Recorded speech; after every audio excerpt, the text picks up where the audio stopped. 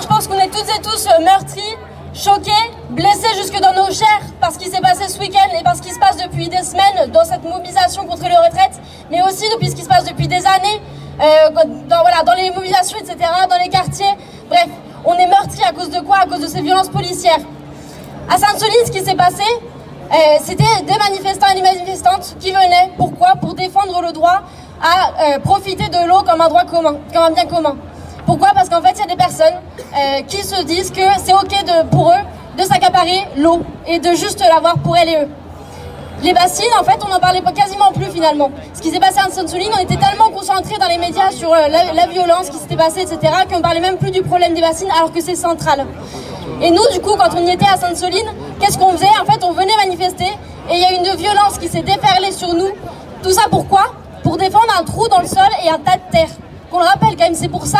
Et ça, c'était légitime, c'était suffisant pour pouvoir dire qu'on va pouvoir mettre la vie des gens en danger, les mutiler et peut-être les tuer. Et on n'espère pas. Mais en tout cas, en ce moment, il y a des gens qui sont entre la vie et la mort à cause de ça. Pourquoi? Pour avoir essayé d'atteindre un tas de terre et un trou dans le sol.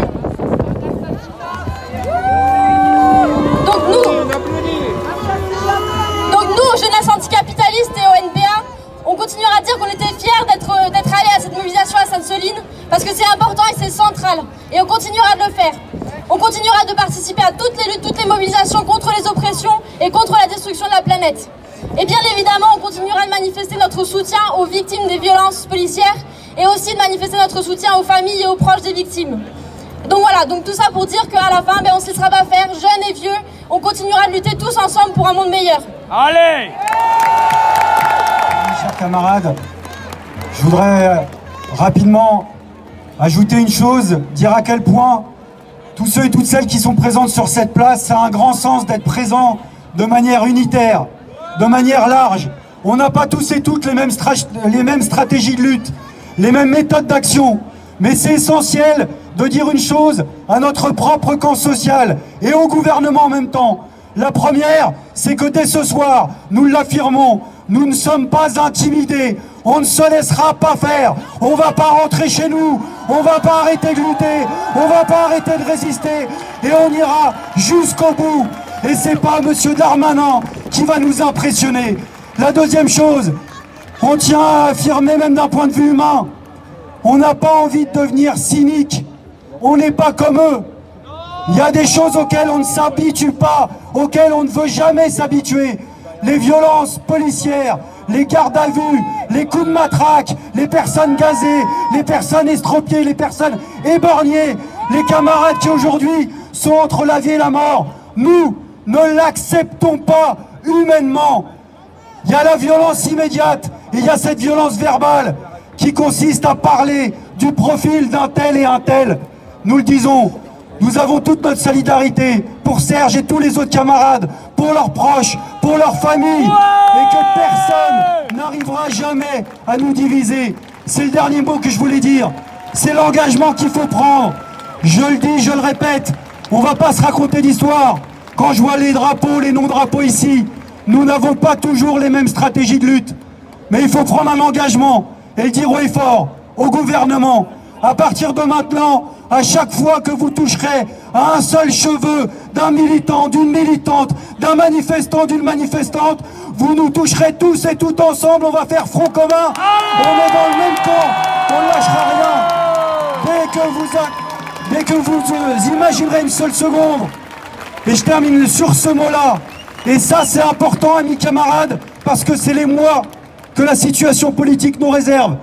Dès que vous vous aventurerez au niveau du pouvoir à vouloir dissoudre tel ou tel courant, telle ou telle organisation, vous nous trouverez tous et toutes sur votre route.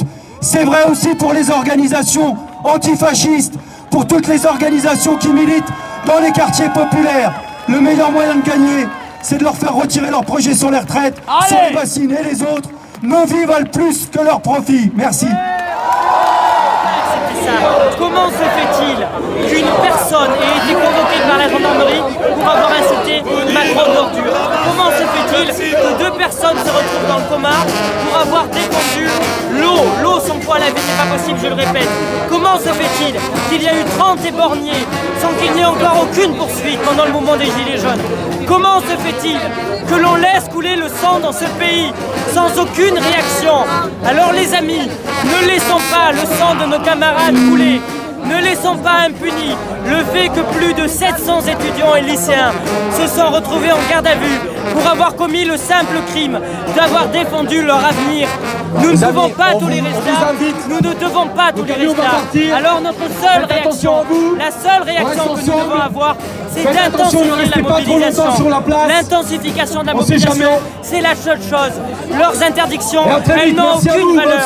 Qu'ils nous matraquent, qu'ils nous gazent, nous serons là, toujours de plus en plus nombreux.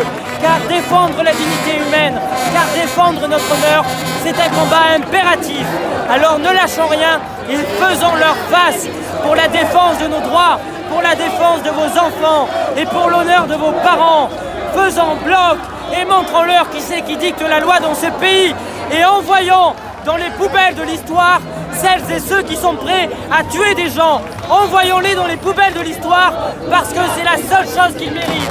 La seule chose. Ces gens-là ont du sang sur les mains, alors envoyons-les là où ils doivent être. Merci. Soulève-toi, Paris, debout. Soulève-toi, Paris, debout. Soulève-toi, Paris, debout. Soulève-toi, Paris, debout. Soulève-toi. Je sais pas dire, mais il y a plus personne.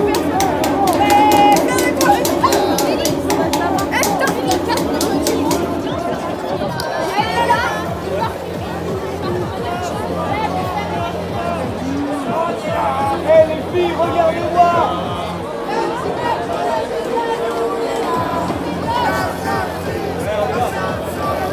C'est bon, merci. Voilà à quoi doivent ressembler les Jeux Olympiques 2024! Couvre-feu à terre! 5 2024! 5 2024! 5 2024!